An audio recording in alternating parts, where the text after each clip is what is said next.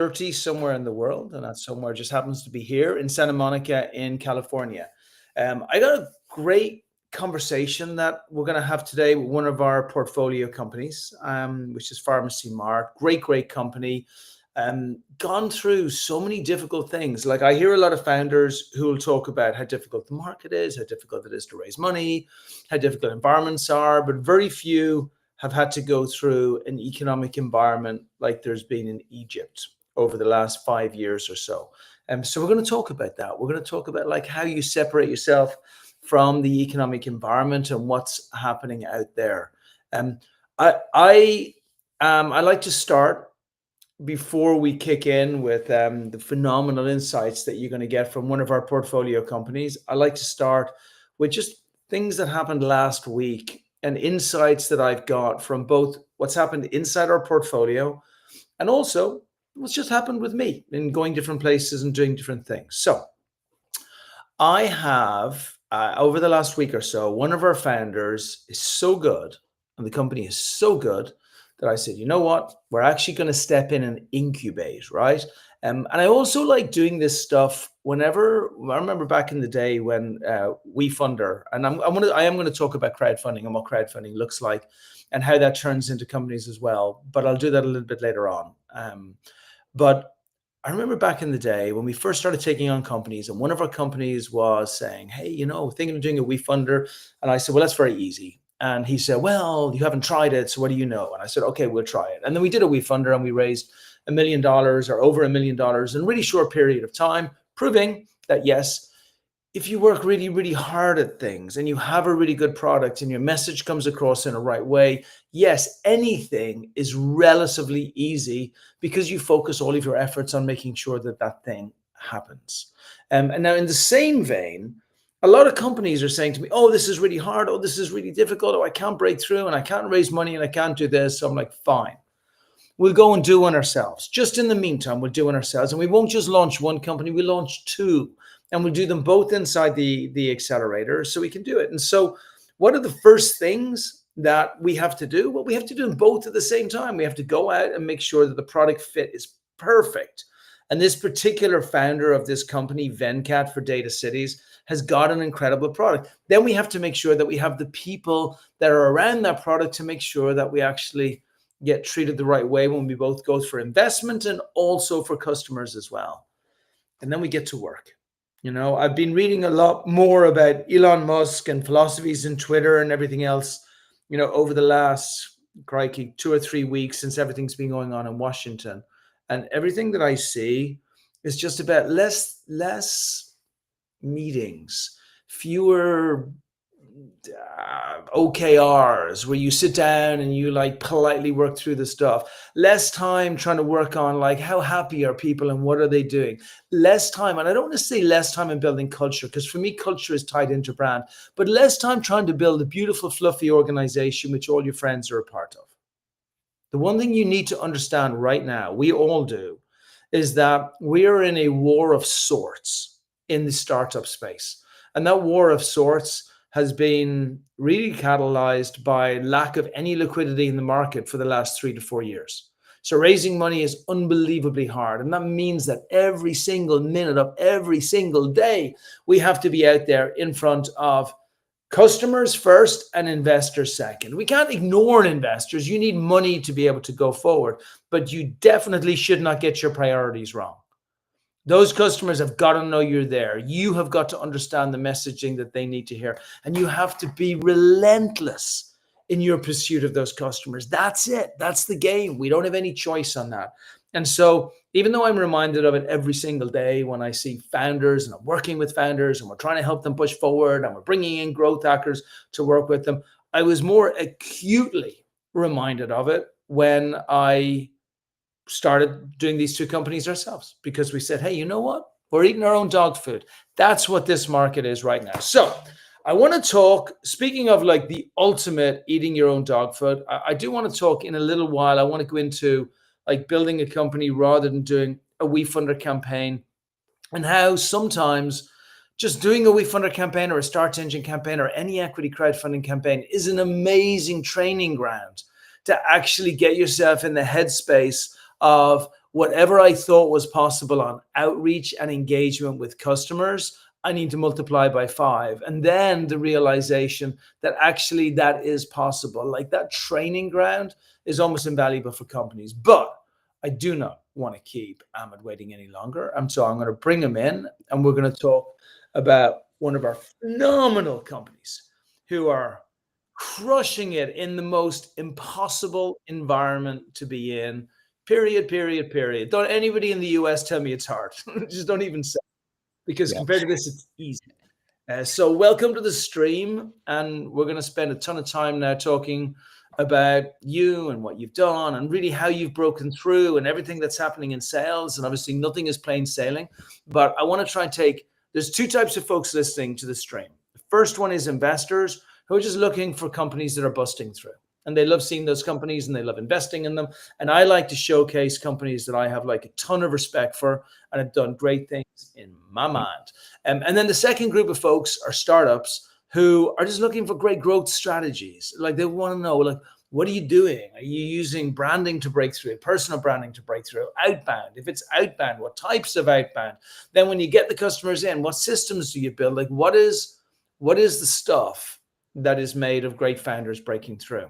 So, but first of all, let's start with a little bit about what you've built, maybe a tiny bit of history. Let's give the folks a tiny bit of context and let's kick in.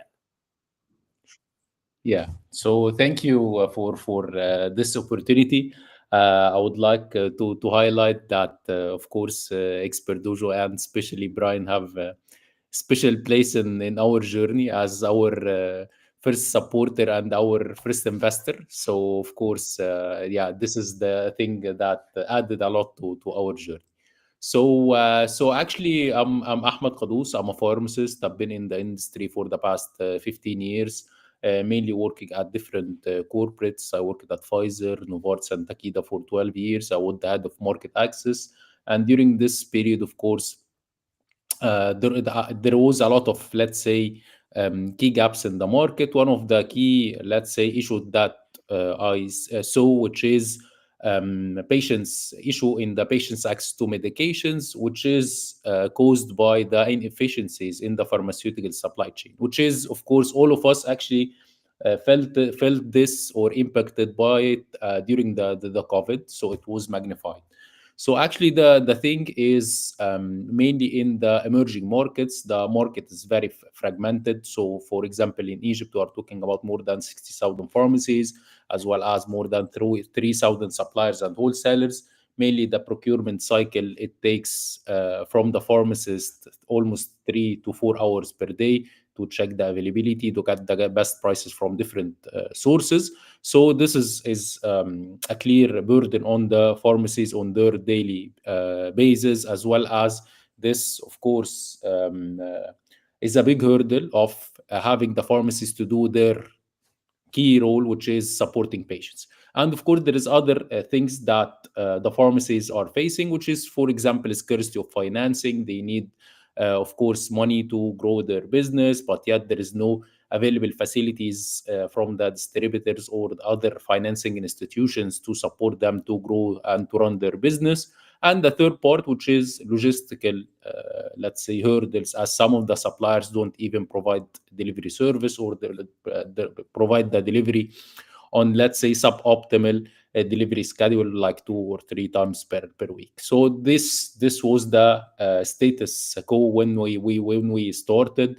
So we created Pharmacy Marts to tackle those 3 points, which is a managed B2B marketplace for the pharmaceuticals. We created a marketplace connecting different players in the supply chain with the pharmacies, as well as augmented our value proposition with value added services, like, for example, inventory financing. We do this in partnerships with banks, microfinance companies, to avail the financing for this sector, as well as digitizing the payments and all this kind of, let's say, creating the financial railway for this sector. And the third part, which is, of course, the logistical part, which is streamlining the supply from different suppliers and then deliver it to the pharmacy as unified order, as well as doing this in the fastest way possible. Of course, building the needed tech to do this, let's say, optimization and streamlining, to ensure that the products is delivered to the customers within the same day. So this is our value proposition. Actually, currently in Egypt, we are serving more than 12,000 pharmacies, which is And talk to over us a little bit 20% of about the like what that growth has looked like. So at the beginning, big old mess, lots of pharmacies, logistically horrible, like all of it, the entire supply chain process, which is the first big thing is like, do we have a product? And this is for all founders looking and investors as well. Mm. It's like, is there a product which is desperately needed in this particular market? The product was like unbelievably needed because there was chaos and then there was no financing pulled into it. So everybody had all kinds of cash flow problems and they also had logistical challenges like would they have this in stock? Wouldn't they have it in stock? When can it be delivered? Who's going to deliver it? Where is it going to come from? So to create an infrastructure, which is almost like an Amazon Prime meets Stripe meets like a proper financing, like to put that in place was absolutely huge. So you did that, you put it in place, started to build immediately. But building something like this, obviously, we put some investment into you, but you also did a really good job raising money on in the local market as well. Yes, yes, for sure.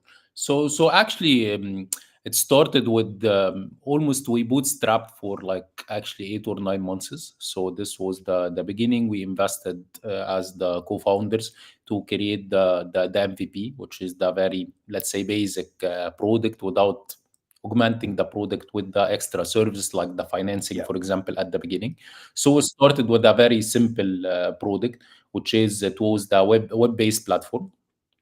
So this is one of the things that or the decisions that we took, which is to launch a web-based platform rather than mobile app Yeah, at and I the think early that's a great beginning. idea. Currently, Look, I call them lovable products. The term MVP hurts me because like MVP just means like it means so lovable product for me is you put the thing out in the market that your customers could love, and then you listen to them, and then you build on top of that product. And so building out an app straight away, a yes, lot of folks do it, but I always wonder why.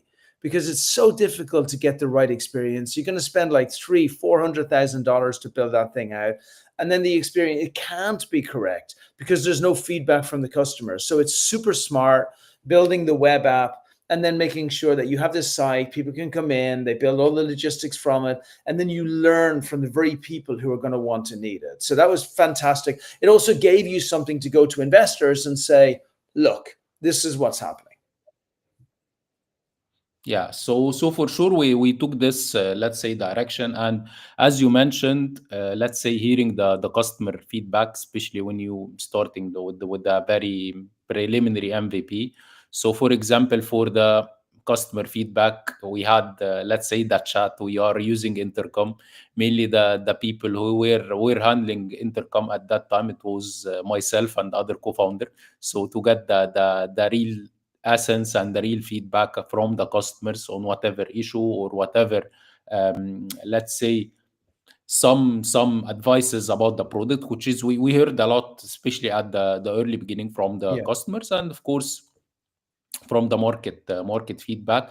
And that of course helped us a lot in improving our product, and do a lot of iterations on the website. The website iterations much faster that can be done on the mobile app. So we got to, let's say, a maturity level on the web-based platform, and then we developed the mobile apps, iOS and Android afterwards. But yet, of course, You did that first. starting with a simple What was the yeah, we talk to did me about that. your first paid customer? So you got it, you built it, you then went out, you started pitching to investors. You also needed to spend time to get all of the pharmacies, because if you don't have all of the pharmacies in Egypt or at least in Cairo or somewhere whereby you have a centralized group, if you don't have those in place, you don't have a marketplace, right? And so talk about like how Yes. you built up the marketplace, how you convinced people to come on. Did you convince people to come on, or did you just add them onto it? And then how did you get those first users to pay? Yeah. So actually, as a marketplace, mainly our business model, it is mainly having commission based from the suppliers. So for the customer, it's a free service. So of course, this was a very attractive point for the customers to try the product. but yet, of course, convincing the suppliers and convincing the customer that this solution is better than your usual, let's say, over the phone or over the WhatsApp, for example, procurement, it's better. And of course, we started actually at Alexandria, which is a focused or small, not small city, but in comparison with Cairo and Giza, of course, it's a more, let's say, I would say, controlled environment to test the solution. The geography, it's not that large, so you can have control over the logistics. For example, you can have a good share of voice, let's say, between the customers and all these kind of things. If you are building something new and you acquire the multiple first customers, and then you have some good, let's say, share of voice in the market and some good feedback, which is very important in the early Hmm. beginnings, as well as, of course, let's say, having feedback from the customers about the service and all this kind of things. Of course, the service at the early beginnings, we had a lot of challenges, but yet we had this feedback, and we worked actually on solving this, let's say, I will say, manually, or by the interference of more people to do the work fast.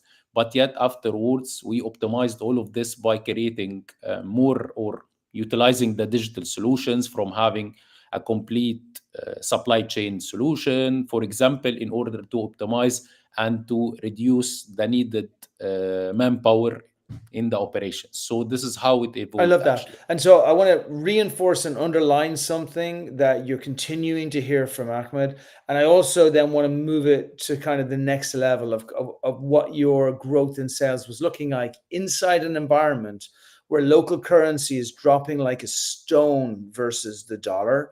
And at the same time, where like the environment is getting really tight and really tough, but you're still trying to grow at the same time. And so the thing I want to underline is, I'm not sure if anybody's been counting, but like I was up to about 8 to 9 times that Ahmed just mentioned. Feedback, feedback, feedback, feedback, feedback. Everything is about feedback. I truly believe if you want to build a beautiful, lovable product, if you really want to get something transformative that changes the world, not just the standard, usual, yeah, I have this widget and it's useful and people like it and they pay me for it, but something absolutely transformative, then 70% of your time is getting feedback. Now, the feedback is also from investors as well, but really your main feedback is from your potential customers. And it's even more difficult. And the reason you have to spend so much time on it is because your customers don't even know the answers. Remember, you're inventing something new that's never been invented before. Didn't exist before. So they don't know if they like it, if they don't like it, if it's good or if it's bad. It's a little bit like saying, well, how's your kid? Well, my kid, like I can't answer it in a good, bad, yes, no, it works, it doesn't work. I can just say like he generally doesn't wake up in the middle of the night, so that's cool. But I can also say that like he screams when I bring him to malls and he doesn't like dogs. And like, so there are all these nuances that have to come in that you're literally learning as you're going through. Because for the customer as well as for you, as somebody who's building a product, it's a learning process all of the way through. So I love that you have such a huge focus on the feedback side. Talk to me about the timing, because at the time when you launched, things were pretty good, and then things in Egypt went to hell, and it went through maybe the worst period in I don't know how many years, but like it was brutal, and it was so brutal. Like nobody was investing, and forget about nobody was investing. Nobody could get a job. Like the jobs were falling through the floor. Things were really bad. So you're in this place where you're trying to solve crisis situations within the entire pharmacy industry while your country is in the greatest crisis of living memory. How did you build across those two very difficult ledges? Yeah, so I will say let's say there was some positive things overall globally, as actually we launched during 2021. So it was actually during the COVID. We have the idea actually of the startup or pharmacy Morse actually during 2022, but yet due to the COVID, there was some delays, but yet we launched actually by the beginning of 2021, which was mid the COVID.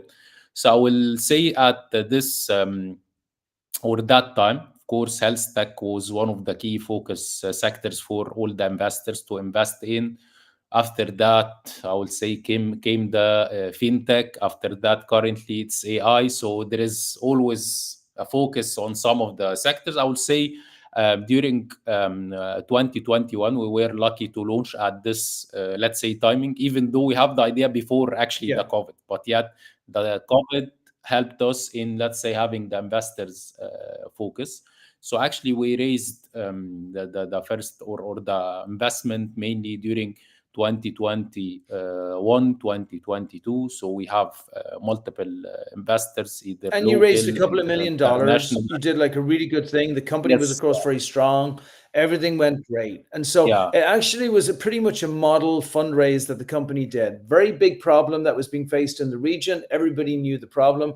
Very experienced founders who were coming at the problem. Very specific plan. There's a question in chat there about like, what does the company do? It really did two things. It fixed the supply chain problem within pharmacies. Like there are hundreds and hundreds of thousands of pharmacies all the way across Egypt, and supply chain is incredibly difficult. And if you think about what the supply chain is, it's everything. It's all of the pieces from where the drugs are made to how the drugs are distributed and everything in between.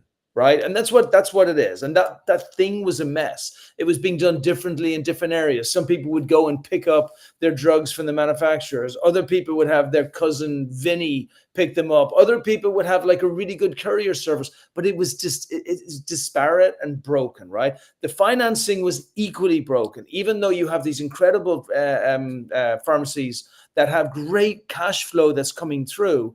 They weren't able to do it because it was such a mess of different financing. So Pharmacy Mart came in on both sides and said, we're going to fix your pharmacy, we're going to fix your all of the financing you need, and we're going to make sure that you have a really good supply chain. Very, very, very good messaging for investors. That's why they raised great products, great founders, great timing, and great execution.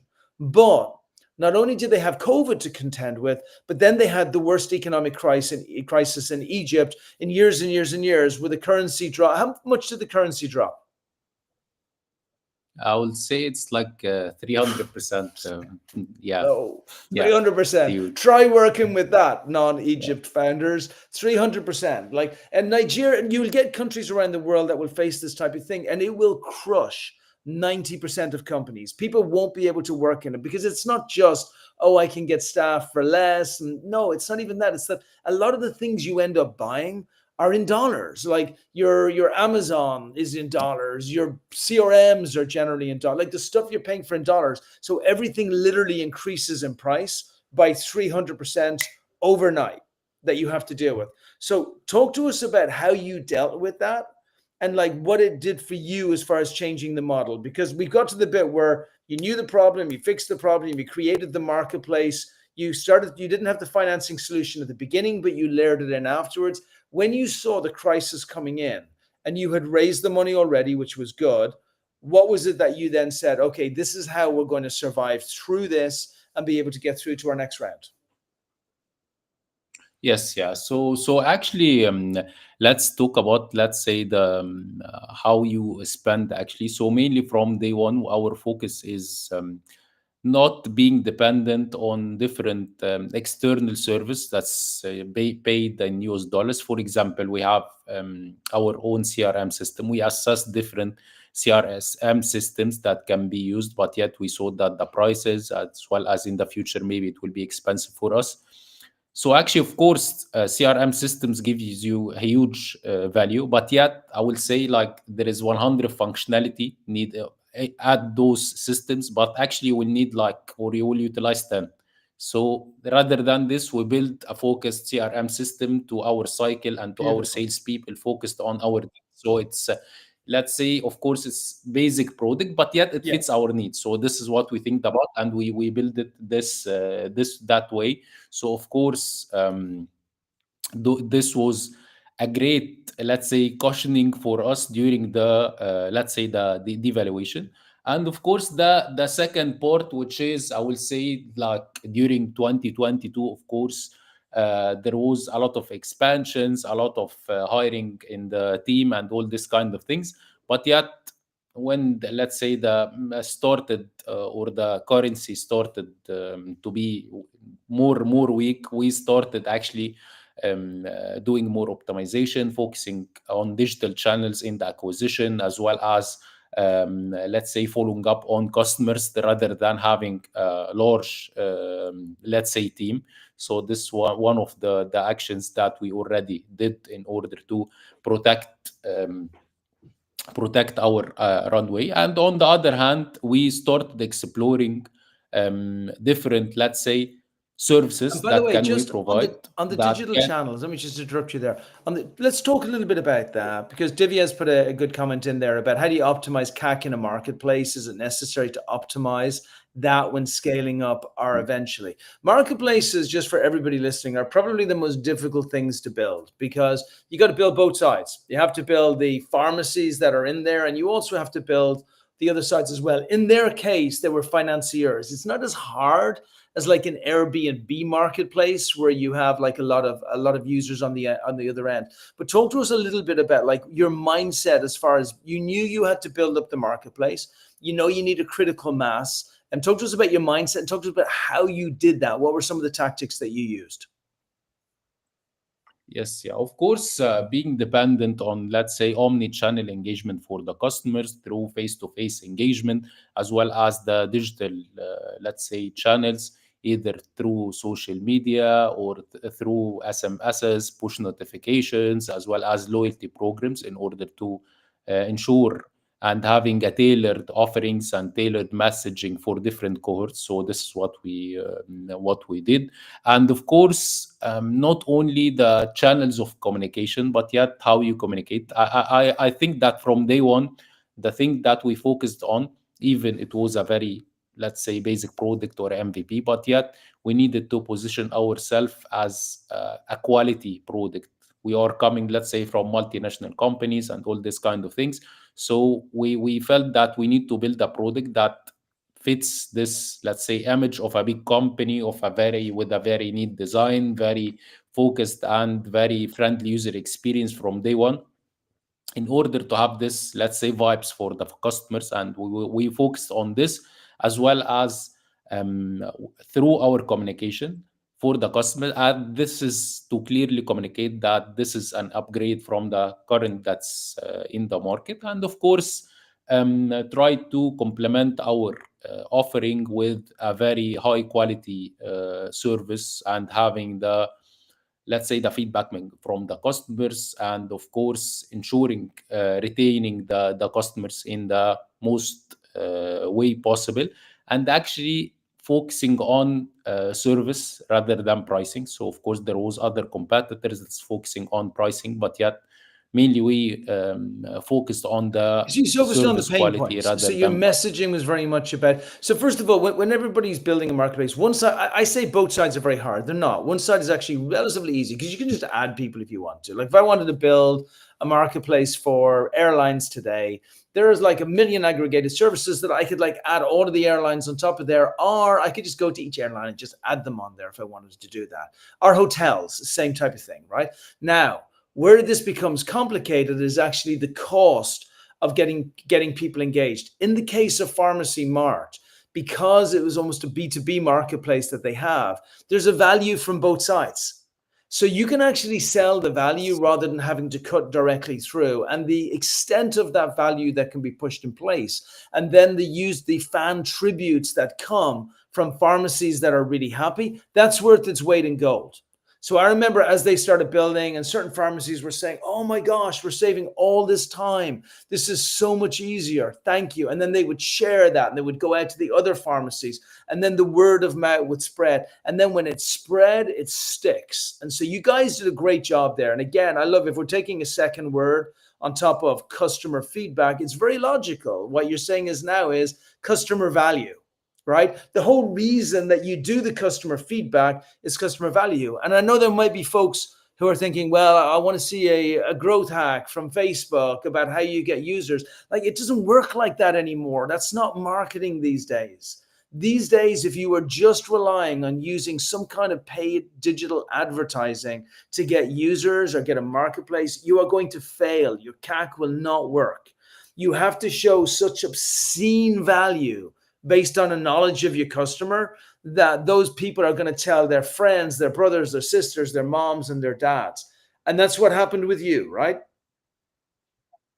Yes, yeah, for sure. So of course, the B2B is somehow it's different from the B2C. Of course, the tailored, let's say, messaging is very, very important in the B2B. In the B2C, I will say it's more into mass game, but in the B2B, it needs to be tailored and needs to be dedicated for each and every region and every and each customer segment in order to ensure that you are offering the right, for example, discounts, right products, and right attractive points for those customers. So this is what we did. And actually, the other side, which is, as you mentioned, building the two sides of the business from the supply, having a huge network of suppliers, over 150 suppliers. Currently, we're talking about over 50,000 SKUs at our platform. So actually, we started only with 500 SKUs. Currently, we're talking about more than That's 50,000 crazy. SKUs. So, of course, having more Actually, and and more, that's even yeah, news more, from me that you've grown up yeah, to that level. How did you get up to so many SQs? Like that is a ton. And what did they look like? Were they yes. all of the different? So talk to us a little bit about like how you built that and how many pharmacies do you have on the platform now? Yes, yeah, of course. So building the or having this huge number of SKUs, as of course we don't only sell medications, we sell medications, cosmetics, and medical supplies. So what we did, of course, which is building a huge network of suppliers with a diversified range of products. So across the years, we added more and more products, currently reaching 50,000 SKUs. So this is of course how we build it. And of course the challenge was not only about, let's say, building those, let's say, or dealing in those number of SKUs, but yet, of course, dealing with multiple sources. And we created an engine that, let's say, cleans the data from Yeah. different sources. So there is 150 supplier. Everyone is, let's say, calling the same product with different names, with different description, but yet you need to clean all of this and to present it to the customer the right way. So we invested a lot of time and a lot of investments in the in having the data to be presented to the customers the right way, as well as, of course, when you have this large number of SKUs, you need to figure simple ways for the customer to search for the product. So it can be, we use, of course, Elasticsearch. The customer can use whatever, let's say, language, either Arabic or English, or even search with the product price, product description, or some of the part of the name whatsoever, in order to get it easy for the customers, as well as creating subcategories for medications, like for let's say men care, women care, hair care, whatsoever, for babies. So having the products to be categorized to get the customer to navigate easier through the 50,000 SKUs. So this is the thing. I This is like that. the, let's I say, want to bring up, look, so I want to bring this up in a moment. By the way, it's fast moving consumer goods, FMCG. It is. I mentioned Amazon at the beginning, but it is actually more and more and more like Amazon. Really, that's what you become, right? They don't have to worry about anything. They need something, they just come in, they have it delivered. And then it also works on the back end as well, whereby these things can be delivered to the consumer for the pharmacy as well. So imagine having, so I want to add just before, I don't know how you can answer this actually, because I'm not sure if that is a question, like fast moving consumer goods versus pharma supply chain. I don't know, maybe it is a question, but I want to just add one other term in here, which I really like because, like Ahmed has kind of got me. We started off with feedback, feedback, feedback, feedback, feedback, which is aligned with listening.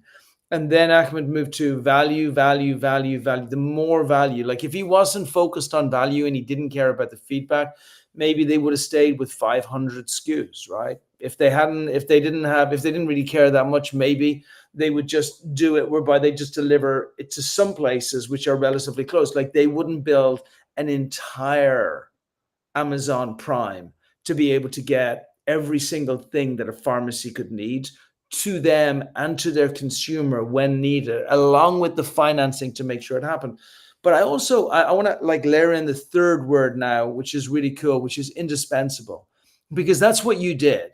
Like by following feedback and value and then building it up to such level to an extent where you're almost obsessive that you're not providing enough value, even though you're providing value like unseen by anybody else, anywhere else. Like what you're doing is you're making yourself indispensable. Like they can't even imagine buying any of their products from another platform, because why would they? You have everything and you do it how they want them to do.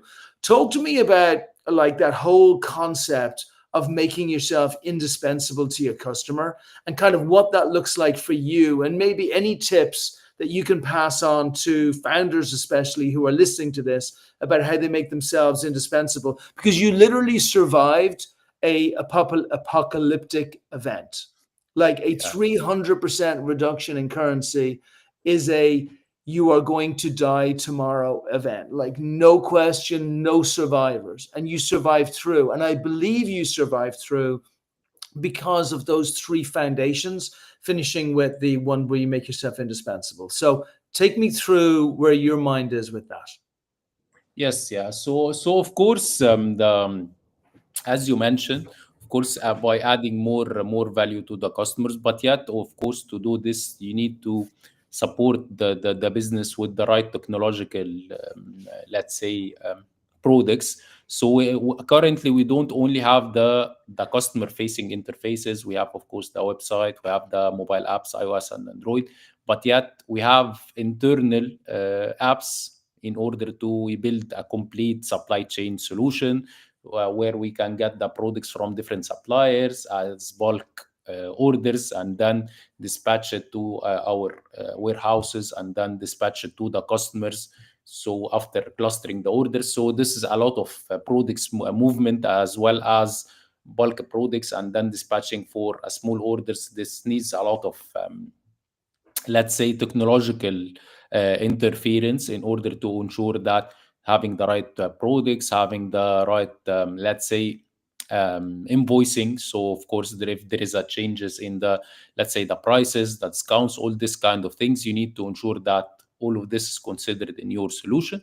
As well as we build a fulfillment and delivery apps and portals in order to ensure that the orders is delivered within the specific time window that the customer have chosen, in order to ensure that this is done the right way, and tracking, for example, how percent of the orders is delivered in the selected timing. And of course, this reflects on the pay and the bonus for the team that's doing this, in order to ensure that we all have the focus on having the customer as our priority, and to be let's say ensuring that the service is up to the level that the customer expecting at, as actually or providing or I would say a premium service, or positioning us with the service quality rather than the price. So this And so was one of systems. the, yes, yeah. Systems like well, and so I really again I really like this because it's not easy. Like that's what everybody needs to understand here. This stuff is really hard. Like there's a reason why like we don't have unicorns every minute of every single day. Like there's a reason why tens of thousands of startups fail in like these incredible ideas where if you listen to the idea you're like, oh yeah, cool, I think that thing for those people that should work really well, but then they don't make it past a year. And then you say to them, I always remember very conversely to the conversation that we're having here. I had a conversation with a founder who came back after 3 years and said, well, we're going to fail because the money market is really hard to raise money. I'm like, dude, you raised $3 million and you didn't sell any product at all. Like, really? What's the real problem? The real problem, you did a shitty job executing. And it wasn't even just the systems. Like, you did a shitty job executing. Like, that's the real problem. The problem is hardly ever the money. The money is normally the symptom, unless for extreme cases. Like, oh man, I have tremendous respect for you because Egypt is so brutal. It's almost like I have super respect for like folks in Nigeria over the past year or so when the currency just dropped. Like people in normal places where currency fluctuates like 5 or 10%. Like You don't understand. Like, your currency drops by 300%. There is no economy. There is no government. There are no banks. There are no power systems. Like, everything collapses with it. And then it's just about who gets to survive through the other side. On this fourth foundation that you've put in place, if you don't build incredible systems, which you are obsessive about, they don't need to be complicated systems. They need to be systems that work. But if you don't, and that was made very clear to you by your comment about the CRM. We don't need Salesforce. It's good. We're good. We don't need that. But we need a system and a CRM that will actually do the things that our customers need to be done in a way that we can follow it in the simplest and easiest way without complexity. And so you did that, and you did that across the board. So the fact that you were so anal about making sure that you had all of the systems in place is such a beautiful thing, because I would say single-handedly, outside everything else, it's the thing that allowed you to survive through this unbelievably difficult period. So I love that. So look, lessons. I want to talk to Ahmed now about what comes next, where he's going to go to, what that looks like. But I want to make sure everybody has the lessons here. Obsessive about feedback. Build the value, build the value, build the value. Never stop building the value. Make yourself indispensable by making sure you're not just a feature inside a product which other people own. You gotta be the only place. Like, I can't even imagine going to the store to buy anything anymore. Amazon have made themselves indispensable to me. And then finally build systems around that. If you don't have systems, it will all collapse. And that, to me, if your product fails because it wasn't good enough, it's cool. If you didn't execute well enough, even that's cool, because you learn for the next time. If your team let you down and they hated on you, even that's cool. The only tragedy is if you have an incredible product with a phenomenal team, with customers that really want it, and because you don't have systems, that product breaks down. Like, that's the Greek tragedy right there. And so you've crushed it. You've done an amazing job. Investors who are listening are going to be like, man, if that guy broke through in Egypt through those difficult times, raised that money, and managed to actually build an incredible product, I can only imagine what's going to come next. So share that with us. Yeah, so of course, let's say during the last year, of course, we searched for other, let's say, revenue streams. So we have our product to have, let's say, a SaaS revenue stream as well. So this helped us a lot in having a revenue stream from with foreign currency. So this is, of course, a value added, especially if you build a good product, you can monetize it. So this is a learning as well for all the, let's say, the founders. But yet in the future, or our plan is not only building, let's say, the marketplace and the supply chain products or all this kind of products, but yet creating a complete ecosystem for the pharmacies. So we will be creating an ERP system that's, let's say, tracking all the movement of the products inside the pharmacies, as well as the POS part of the system, in order to ensure that we have clear visibility and clear, let's say, analysis of all the movement of the products up to the patient, as well as being or making the value proposition for the customer more and more better, through having the option of automatic refilling. So even the customers don't want to search for a specific product, so there will be an option for automatic refilling for the customers, as well as building a financing, let's say, engine that's based on the needs of every and each individual customer, in order to get them the best financing solutions from different partners based on their consumption, based on their real need, and having different models of financing to fit different customers' needs, from the, let's say, the amount of loan, the percentage, the duration of the, let's say, the cycle of the payment, all this kind of dynamics or different options for every and each customer. So this will be done in the future. But yet mainly our vision in near future, not only let's say Egypt, but yet expanding further, mainly in the MENA region, in the GCC, as well as North Africa, as of course we have, of course, let's say, experience and have investors at those markets, and we see huge potential and actually huge similarities by the market in Egypt. So this is the second thing, that if you are expanding to other markets, it is easier to go for markets with, let's say, a lookalike dynamics. Accordingly, you don't need a lot of adaptation to be done for that market. So the market entry will be much easier. So this will what we'll be doing in the upcoming I love period. it.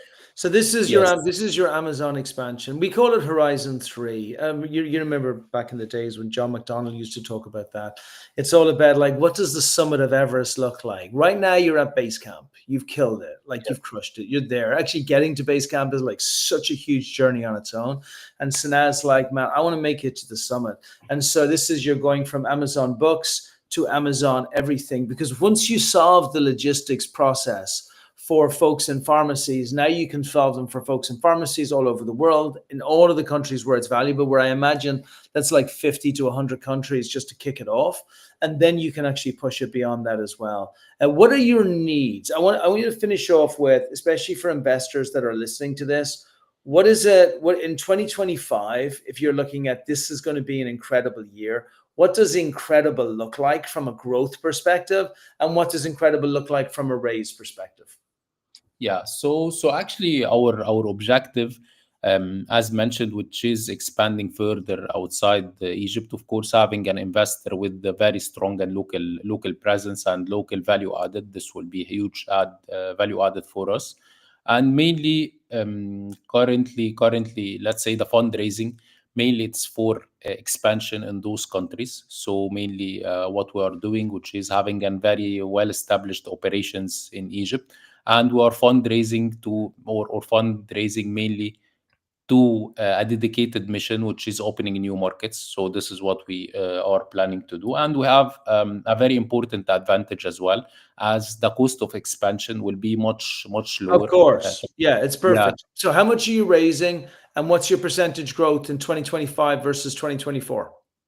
Yes, yeah. So actually the cross we have been growing even with the let's say the devaluation and all this kind of things. We have been growing 2x every and each year since we started, or more, 2x or more. So I've been doubling the numbers more and more year over year, as well as on the upcoming year or 2025, we are planning to also have more than 2x the numbers only from the local market. And on top of it with the expansions, of course, we are expecting the numbers or forecasted to be 4x from 2024. So this is the plan.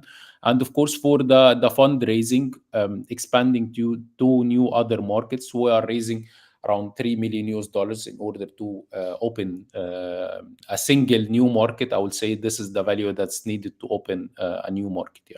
Easy peasy. So look, a couple of $1 million, not a huge amount of money. That's one of the benefits of actually being in the regions and not sitting in Silicon Valley. One of the other benefits is the revenue growth that you can get is way higher than what folks would be used to if they were sitting over here. The other nice thing is, look, this game is very simple at the end of the day. If a company is growing at 100% growth every single year after they pass $30,000 to $50,000 a month, which you did, they hit unicorn status. It's not a question of like if they hit unicorn status, it's a question of when they hit unicorn status. And normally it's somewhere within 5 and 7 years of hitting that trajectory, of being in the second year of that trajectory. Pharmacy Mart are already there. They already have incredible team, phenomenal execution, and they're already growing at that rate, have done so every year, and their growth is just going to continue. So Ahmed, congratulations, man. You're a warrior, a barbarian, a man of like, of just epic resources, because I want to layer it on when things are as tough as they were over there and you break through, and now we're on the other side of this and I'm an investor. I'm investing in you every single day of the week, and I did it before. I put my money where my mouth is. All other investors out there, look at this seriously. These are the types of companies that you should be looking at. Ahmed, how can people contact you if they need to get in touch with you? Yes, yeah, of course. My email, Kadous at Pharmacy Marts, or through, yes, yeah, this is the Good email. man. That's it. Straight in there. Yes, yeah. You're or fast. I through love the that. same So server. yeah, Yeah. so great. So Kadous over at pharmacymarts.com. It's right there on the screen. And for everybody who wants to connect, if for any reason you miss it or you don't have anything, you don't have a camera to take a picture, just reach out to Brian at Expert Dojo at expertdojo.com at all times. And I will happily connect you and put you in contact.